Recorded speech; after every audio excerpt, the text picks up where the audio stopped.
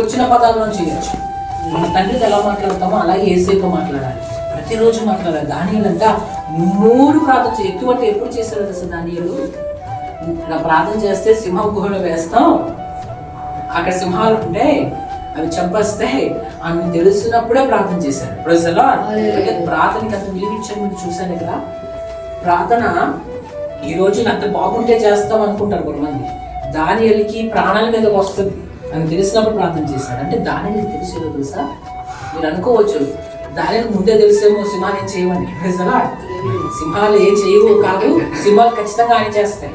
కానీ దానికి ఏం తెలుసు అంటే నేను ప్రార్థన చేస్తున్నాను కదా, దేవుడు చూసుకుంటాడు ఆ సింహాలు అవేం చేస్తాయి అన్నప్పుడు.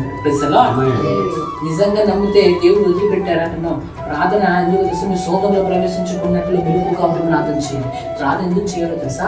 మన ప్రార్థన రోజు చేస్తుంటే వచ్చే శోధం తప్పించబడతాయి.